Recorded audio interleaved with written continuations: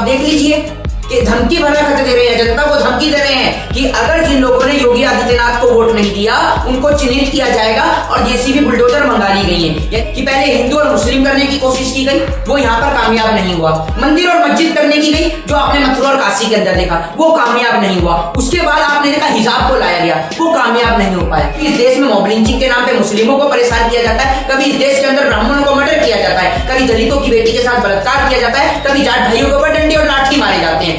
विजय माल्या के टाइम पे भी चौकीदार सोता रहा, ठीक है। उसके बाद में नीरव मोदी के टाइम पे भी चौकीदार सोता रहा, मेहुल चौकसी के टाइम पे भी चौकीदार सोता रहा। कम से कम अब तो जाग जाता चौकीदार। भारतीय जनता पार्टी को वोट नहीं करते उनको मैं कहना चाहूंगा कि योगी जी ने हजारों की संख्या में जेसीपीज बुलडोजर मंगवा लिए हैं, उत्तर प्रदेश की ओर निकल चुके हैं। इलेक्शन के बाद में जो जो लोग योगी जी को सपोर्ट नहीं करें उन सभी एरियाज को आइडेंटिफाई किया जाएगा।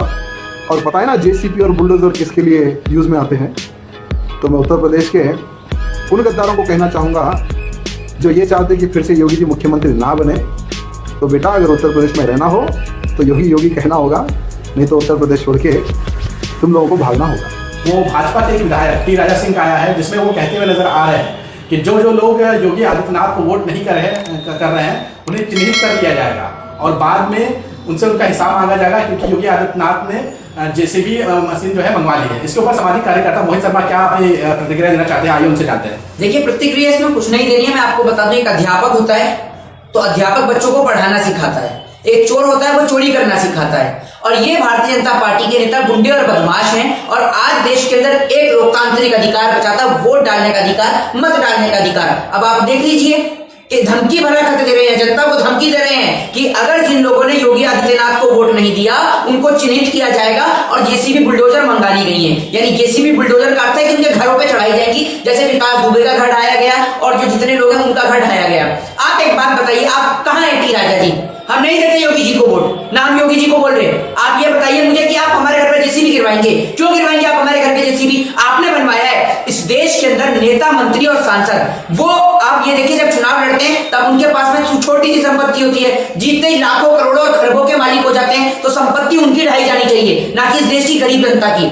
और इस देश के लोकतंत्र में ये लीगल राइट है कि कोई भी व्यक्ति किसी भी व्यक्ति को वोट दे सकता है। अब वो किसी टी राजा के कहने पे या डी राजा के कहने पे वोट नहीं देगा, वो अपनी मर्जी से वोट देगा। और आप होते कौन है? आप जनता को धमकाएंगे। जनता को धमकाने के तहत इनके ऊपर मुकदमा दर्ज होना चाहिए और ऐसे व्यक्ति की जो है तुरंत इनकी जो एमएलए की सदस्यता उसको रद्द किया जाना चाहिए। और सरकार अगर इन पे कार्रवाई नहीं करेगी तो आप समझ लीजिए कि सरकार गुंडे बदमाशों की सरकार है और सरकार आप लोगों को प्यार से नहीं, डरा और धमका के वोट लेना चाहती है। आप इतना बोल रहे हैं, कहीं ऐसा ना हो कि बुलडोजर जो है आपके घर के पास पहुंच जाए। हमारे घर के बाहर बुलडोजर पहुंचवा के क्या करेंगे बताइए ना?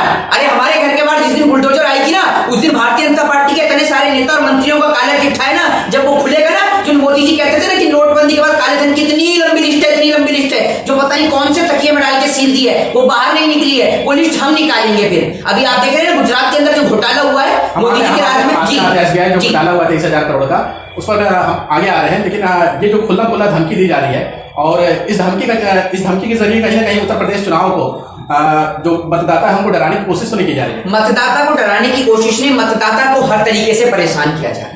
आप ये बात समझ लीजिए कि पहले हिंदू और मुस्लिम करने की कोशिश की गई, वो यहाँ पर कामयाब नहीं हुआ। मंदिर और मस्जिद करने की गई, जो आपने मथुरा और काशी के अंदर देखा, वो कामयाब नहीं हुआ। उसके बाद आपने देखा हिजाब को लाया गया, वो कामयाब नहीं हो पाया, क्योंकि जनता जो है अब समझ रही है कि दंगे और फसाद अब चुनाव में नहीं चलेंगे। तो इन्होंने हर तरीके की कोशिश कर ली। तो अब इनके पास में क्या है, लास्ट औजार यही है कि भैया कनपट्टे पे तान के बंदूक ले लो भैया वोट, ये वही वाला हिसाब कर रहे हैं। तो ये जनता को डरा और धमका के वोट लेना चाह रहे हैं। लेकिन जनता बहुत समझदार और माइंडेड जनता है।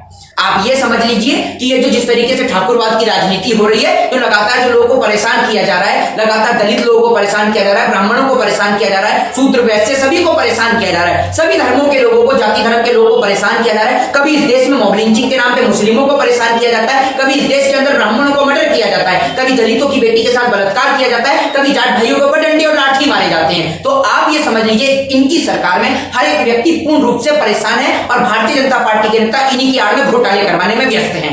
भारतीय जनता पार्टी के एक और बीजेपी के एक नेता है जो कहते हैं कि अगर मैं चुनाव जीत कर आया तो मुस्लिम तिलक लगाने लगेंगे। भैया आप एक बात मुझे बताइए कि मुस्लिम तिलक लगाए चाहे टोपी पहने, आपको उससे फर्क क्या है? आपको पंडित बनाया गया, मौलाना बनाया गया, आपको विधायक बनाया गया है? आप आप ये बताइए ना, अरे मैंने तिलक लगा रखा है, कल को अगर कोई मुस्लिम विधायक इस बात को बोले कि हम जीतेंगे तो सारे हिंदू टोपी लगाने लगेंगे, तो ये गलत बयान है, सांप्रदायिक बयान है। चाहे ये बयान एक हिंदू दे, चाहे एक बयान ये मुस्लिम दे, चाहे सिख दे, चाहे ईसाई दे, मैं इसका घोर विरोध करता हूं। सीधी सी बात है। ऐसे एमएलए के ऊपर, विधायकों के ऊपर अगर सरकार कार्रवाई नहीं करती है तो आप समझ लीजिए कि सरकार इन लोगों को पूरा श्रेय दे रही है। और अगर कहीं पर भी सांप्रदायिक हिंसा या दंगे होती है तो सबसे पहले विधायकों को उठा के जेल में डाला जाना चाहिए। अब हम आते हैं अगले सवाल के ऊपर कि आपने घोटाले की बात की है, जो कि ताजा घोटाला सामने आया है जी। और एसबीआई घोटाला है, करीब 23,000 करोड़ का यह घोटाला है, इसको आप किस तरह से देख रहे हैं? घोटाला भारत देश के सबसे पवित्र राज्य स्मार्ट सिटी गुजरात में से हुआ है, जिसका मोदी जी गुजरात मॉडल की लगातार दावा करते हैं। देख लीजिए गुजरात मॉडल के कैसे भगोड़े ले लेके पैसा भाग रहे हैं। ये पैसा किसका गया है? ये पैसा गरीब जनता का गया है। और चौकीदार साहब कहां सो रहे थे? अरे बड़े स्टेटस लगा रहे थे चौकीदार के लोग, अब सारे चौकीदार सो गए जब भगोड़े भागे। विजय माल्या के टाइम पे भी चौकीदार सोता रहा, ठीक है, उसके बाद में नीरव मोदी के टाइम पे भी चौकीदार सोता रहा, मेहुल चौकसी के टाइम पे भी चौकीदार सोता रहा। कम से कम अब तो जाग जाता चौकीदार, भैया अब तो चौकीदार के हाथ में पावर भी थी, अब चौकीदार ने उस पावर का इस्तेमाल क्यों नहीं किया? क्योंकि जब चौकीदार ही मिला हो इस सारे के सारे षड्यंत्र में, तो भैया एक बात बताइए, वो चौकीदार पकड़ेगा क्यों?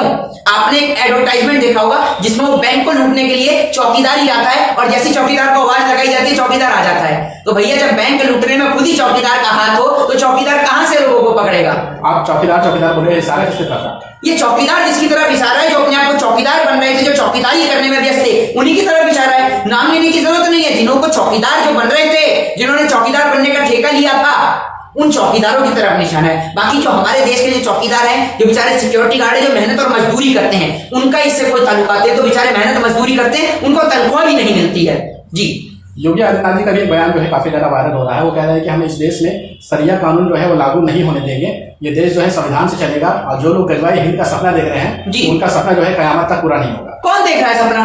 आपको सबके सपने भी सपने के दिखने लग गए हैं? आपको सबके सपने दिख गए? बताइए ना, कौन देख रहा है सपना? सब सपना ये देख रहे हैं कि कैसे हिंदुस्तान की जो भूमि को चाइना ने कैप्चर किया है वो वापस आए। अब तो 56 इंच वाले भी खड़े हुए तब भी वापस नहीं आ रहा। लोग सपना ये देखते हैं कि हमारे मुल्क में अमन चैन शांति कैसे कायम हो। लोग सपने ये देखते हैं कि कैसे डेवलपमेंट, एजुकेशन और हेल्थ पे बात की जाए। लोग इस बात के सपने नहीं देखते। अब योगी जी लोगों के सपने भी पढ़ने लग गए तो क्या कर सकते हैं? कुछ ज्यादा ही अंतर्यामी हो रहे हैं क्या योगी जी? कहां से पढ़ रहे हैं सपने? सपने लोग देखते हैं देश के अंदर अमन चैन और शांति और प्रेम के। आप नहीं देखते पत्रकार ये सपना कि देश में शांति रहे? बताइए, देखते हैं नहीं देखते हैं? सभी देखते हैं। भारत देश में रहने वाली 133 करोड़ जनता यही सपना देखती है और सोचती है रात में सोते वक्त कि हे ईश्वर, अगर मंदिर में जाती है और मस्जिद में जाती है तो बोलती है कि हे ईश्वर, हे अल्लाह, मेरे घर में, मेरे वतन में शांति रहे, अमन रहे, मेरे देश में शांति रहे, मेरे देश के सभी लोग सुख शांति समृद्धि के साथ में रहे। यही दुआ मांगते हैं, यही वो मंदिर के अंदर मांगते हैं। ये कोई नहीं करता कि हमारे देश के अंदर लड़ाई हो, दंगे हो, फसाद हो। ये काम का ठेका आपने रखा है नेताजी।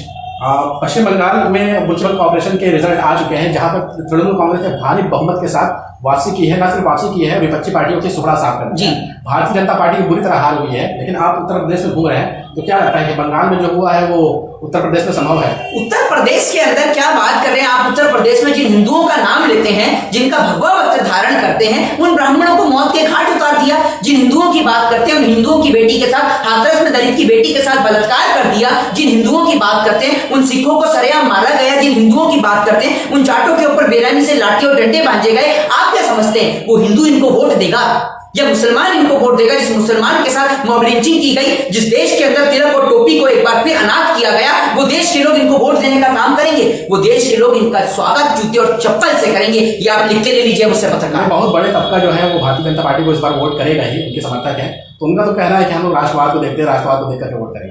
मैं आपको एक बात सीधे तौर पे बता दूं, इस देश का विपक्ष एक मजबूत विपक्ष अब बनने जा रहा है। चाहे वो विपक्ष आप अखिलेश यादव के तौर पे कह लीजिए, चाहे वो विपक्ष आप प्रियंका गांधी के तौर पे कह लीजिए, चाहे आप वो विपक्ष मायावती के तौर पे कह लीजिए, चाहे वो विपक्ष आप असदुद्दीन ओवैसी के साथ पे कह लीजिए, चाहे वो विपक्ष आप चंद्रशेखर रावण के तौर पर कह लीजिए, लेकिन ये सारे मिलके एक मजबूत विपक्ष टक्कर दे रहा है आप सरकार को। और ये विपक्ष जब एक होगा ना तो इस देश के अंदर दंगे फसाद वाले लोगों को निश्चित तौर पर उखाड़ के फेंकने का काम